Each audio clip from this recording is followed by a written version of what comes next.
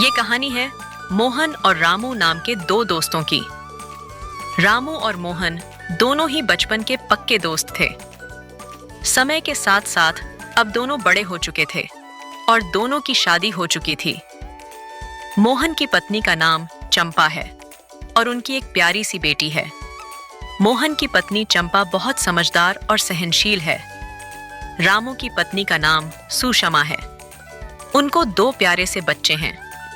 मोहन और रामू दोनों ही बड़े व्यापारियों के दुकानों पर मजदूरी करते थे और मजदूरी से जो पैसे आते वो दोनों अपनी अपनी पत्नियों को दे देते थे। लेकिन कुछ समय से मोहन के पास कोई काम नहीं था। इससे उनके घर बहुत परेशानी हो रही थी। आखिर ऐसे कब तक चलेगा? हमें खर्चा चलाने के लिए पैसे की जरूरत है। मेरे पास माँ के दिए जो कंगन थे उसे गिरवी रखकर इस हफ्ते का राशन जैसे तैसे लेकर आई हूँ। अब ऐसा और नहीं चलेगा। तुम कब से घर पर बैठे हो? कोई काम क्यों नहीं ढूंढते?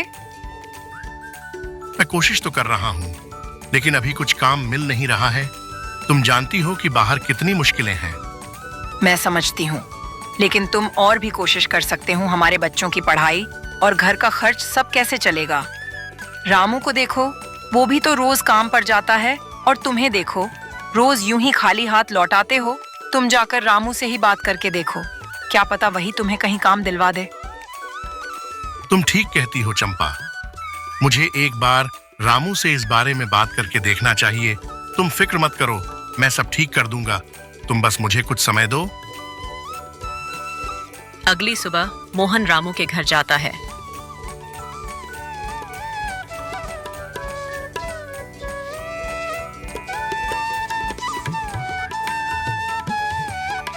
घर पर कोई है क्या? रामू भाई, ओ रामू भाई, बाहर आओ।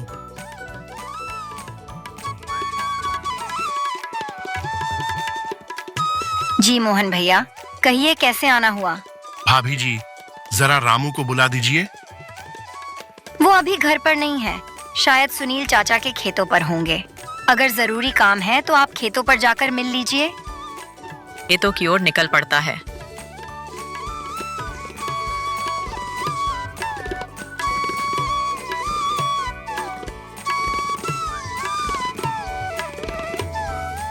रामू, क्या तुम्हारे यहाँ काम करने की कोई जगह है? मुझे भी कोई नौकरी मिल जाए तो अच्छा रहेगा।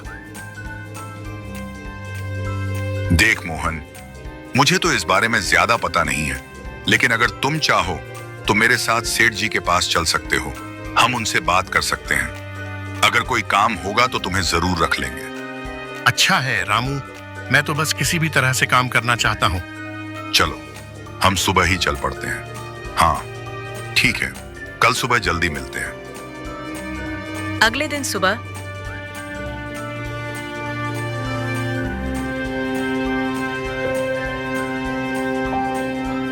आ गए तुम? चलो चलते हैं सेठ जी के पास। हाँ रामू भाई, मैं तैयार हूँ। बाजार चलते हैं और वही उनसे बात करेंगे।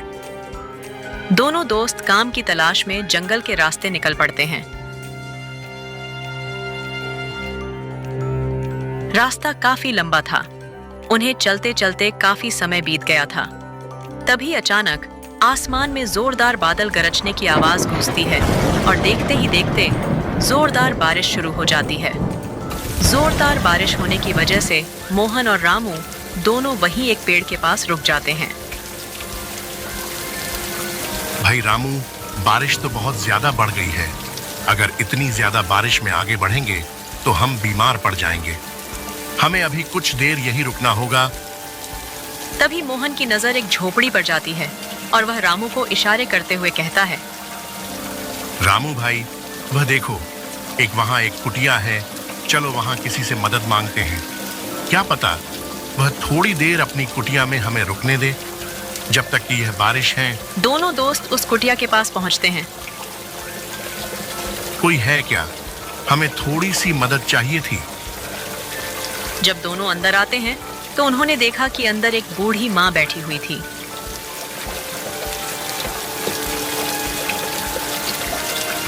अम्मा, हमें थोड़ी मदद की तलाश थी। हम बाजार के लिए निकले थे और अचानक से जोरदार बारिश शुरू हो गई और हम इसी जंगल में फंस गए। थोड़ी आश्रय की जरूरत थी जब तक कि बारिश बंद नहीं हो जाती। अगर आप बुरा ना मानो तो कुछ देर हम आपकी झोपड़ी में गुजार सकते हैं। बस बारिश रुकने के बाद हम यहाँ से चले जाएंगे। हाँ, क्यों नहीं बेटा, बैठो, तुम जितनी देर चाहे यहाँ रुक सकते हो। दोनों वहां चुपचाप बैठ जाते हैं। बूढ़ी माँ चूल्हे पर खाना बना रही थी। खाने की बहुत सुगंधित खुशबू आ रही थी। खाने की खुशबू दोनों का ध्यान बार बार चूल्हे की तरफ ले जा रही थी, पर वह यह सोचकर अपने मन को मार लेते की है कि बूढ़ी अम्मा ने थोड़ा सा ही पकाया होगा। अम्मा उन दोनों की मन की बातें अच्छे से पढ़ लेती हैं। आ जाओ बेटा, खाना खा लो, खाना पक गया है। नहीं, आप खाओ। आपने तो थोड़ा ही खाना पकाया होगा अम्मा, पहले आप खा लो। बेटा, यहाँ पर हम तीनों के लिए ही पर्याप्त खाना है, आओ खा लो।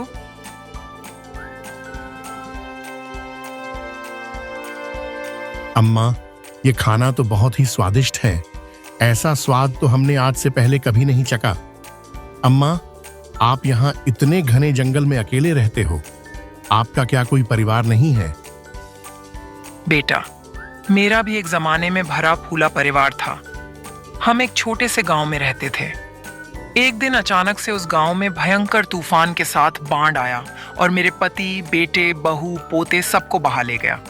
बस मैं ही बच गई और अब मैं इस जंगल में रहती हूँ। मेरा अपना कोई नहीं है। अम्मा, अगर आप बुरा ना मानो तो आप हमारे घर चलकर रह सकते हो। मेरे घर में मेरी पत्नी और मेरे बच्चे हैं। मेरी माँ बहुत जल्दी मुझे छोड़कर चली गई। अगर आप हमारे साथ चलोगी तो मुझे बहुत खुशी होगी। आपको यहाँ इस घने जंगल में रहने की कोई जरूरत नहीं। अम्मा, आप मेरे साथ चलो। नहीं बेटा, अब मैं यही खुश हूँ। ये जंगल ही मेरा घर है। मुझे अब इस शांति भरे माहौल में ही रहना अच्छा लगता है। पर तुमने मुझसे पूछा, मुझे बहुत अच्छा लगा। अच्छा अम्मा, बारिश थम गई है, अब हम चलते हैं। अम्मा, एक बार आप फिर सोच लीजिए। अगर आप हमारे साथ चलना चाहें तो आप चल सकती हैं। नहीं बेटा, तुम्हारा शुक्रिया, पर मैं यहीं पर खुश हूँ। ये जंगल ही अब मेरा घर है। अम्मा, आज्ञा दीजिए, अब हम चलते हैं। रुको बेटा, तुम मुझे बहुत ही नेक दिल लगे हो। मैं तुम दोनों को कुछ देना चाहती हूँ। बूढ़ी अम्मा एक संदूक उठाती है और वह संदूक मोहन और रामू को थमाते हुए कहती है, यह मेरे जीवन की जमा पूंजी है जो मैं तुम्हें दे रही हूँ। मैं तो बूढ़ी हो चुकी हूँ, अब मेरे यह किसी काम की नहीं। तुम दोनों इसे रख सकते हो और इसमें जो भी है उसे तुम आपस में आधा आधा बांट लेना। अम्मा, इसमें क्या है? तुम ही खोलकर देख लो, इसमें क्या है। जब वह संदूक को खोलते हैं तो उसमें बहुत सारे सोने के सिक्के होते हैं, जिसको देखकर वह दोनों की आंखें खुली की खुली रह जाती हैं। इतने सारे सोने के सिक्के? अम्मा, आप इतने सारे सोने के सिक्के हमें क्यों दे रही हैं? बेटा मेरा, अब यहाँ कोई अपना है ही नहीं और तुम मुझे बहुत नेक दिल इंसान लगे और तुम्हारे पहनावे से तुम काफी गरीब और असहाय प्रतीत हो रहे हो। इसलिए मैंने तुम्हें यह देने का निर्णय लिया है। अब तुम दोनों इसे रख सकते हो। इस पर तुम दोनों का बराबर का हक है। आज्ञा दीजिए, अब हम चलते हैं। दोनों बूढ़ी अम्मा को धन्यवाद कहकर वहां से अपने गांव के लिए रवाना हो जाते हैं। आज वह दोनों बहुत खुश थे। उनके हाथ एक सोने की खदान जो लग गई थी। दोनों अपने अलग अलग सपने सजा रहे थे। इन पैसों से मैं सबसे पहले अपना एक छोटा सा कारोबार खोलूंगा और हाँ, अपना एक सुंदर सा घर भी बनाऊंगा। इसमें एक सुंदर सा शीशा भी लगाऊंगा। मेरी पत्नी को शीशा देखना बहुत पसंद है ना, और अपनी बिटिया के लिए एक सुंदर बस्ता भी लाऊंगा। वह काफी दिन से मुझसे बस्ते की मांग कर रही थी और उसका एक अच्छे स्कूल में दाखिला करवाऊंगा। इतने सारे सोने के सिक्के, इससे तो मेरी किस्मत ही बदल जाएगी। मैं तो गांव का सबसे अमीर आदमी बन जाऊंगा। सबसे पहले मैं अपने लिए सुंदर सा घर बनवाऊंगा और उसमें नौकर चाकर होंगे जो मेरे आगे पीछे घूमेंगे। रामू ये सब सोच ही रहा था, तभी मोहन बीच में बोल पड़ता है। रामू भाई, घर पहुंचते ही हम इन सिक्कों को आधा आधा बांट लेंगे। मोहन के मुंह से सिक्कों को आधा आधा बांटने का ख्याल सुनकर रामू को बिल्कुल अच्छा नहीं लगा और वह मन ही मन सोचता है। सिक्कों को आधा आधा बांटना मतलब मेरे सपने भी आधे आधे बांटना। भला इन सिक्कों को मैं इस मोहन के साथ क्यों बांटूं? मुझे ये सारे के सारे सोने के सिक्के चाहिए। मैं इन सिक्कों को भला बराबर क्यों बांटूं? मुझे तो पूरे के पूरे सिक्के चाहिए, पर मैं ऐसा क्या करूं जो ये सिक्के केवल मुझे मिले? ये मोहन तो घर पहुंचते ही आधे सिक्के ले ही लेगा। मुझे कुछ ना कुछ तो सोचना ही होगा। दोनों अपनी अपनी सोच में आगे बढ़ जा रहे थे। चलते चलते वह एक नदी के रास्ते से गुजर रहे थे। नदी को देखकर रामू को एक ख्याल आता है और वह बिना कुछ सोचे मोहन को उस नदी में धक्का दे देता है। मोहन जैसे ही नदी में गिरता है, वह रामू को आवाज लगाता है। रामू भाई, मुझे बचाओ, मैं इस नदी में गिर गया हूँ। मुझे बचाओ रामू भाई, मुझे बचाओ। मोहन भाई, तुम इस नदी में गिरे नहीं हो, बल्कि मैंने तुम्हें धक्का दिया है ताकि यह सोने के सिक्के मुझे तुम्हारे साथ बांटना ना पड़े। अब यह सारे सोने के सिक्के मेरे हुए। रामू वहां से चुपचाप खिसक लेता है और बेचारा मोहन उस पानी में ही डूब जाता है। रात के समय रामू जब घर पहुंचा तो उसने देखा कि मोहन की पत्नी अपने घर के बाहर अपने पति का इंतजार कर रही है। जब चंपा ने रामू को आते हुए देखा तो उसने रामू से पूछा, भैया मोहन जी नहीं आए? वह कहाँ रह गए? वह भी तो आपके साथ ही गए थे ना? मेरा दिल बहुत घबरा रहा है। रामू ने सारी बातों को छुपाते हुए कहा, हाँ बहन, में और मोहन एक ही साथ गए थे और मैं अपने मालिक से मोहन की बात भी करवाई थी और मेरे मालिक ने से कल से काम पर आने के लिए भी कह दिया था और वह वहां से चला गया था। मैं तो अब काम करके आ रहा हूँ। ये सुनकर मोहन की पत्नी और भी घबरा जाती है। मोहन सुबह तक आ जाएगा। टीम सुबह तक इंतजार करो। इतना कहकर रामू अपने घर को निकल जाता है। मोहन की पत्नी बहुत घबराई हुई थी, लेकिन रामू ने उसे सहमति जताते हुए कहा कि आप सुबह तक का इंतजार करो।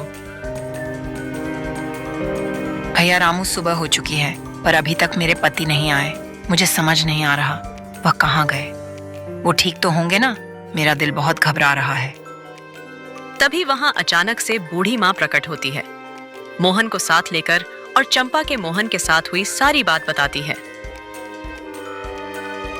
चंपा, जिसे तेरा पति अपना सच्चा मित्र समझता है, उसने चंद सोने के सिक्कों के लिए अपने सच्चे मित्र को पानी में धकेल दिया। दुष्ट, तुझे तेरे कर्मों की सजा तुझे जरूर मिलेगी।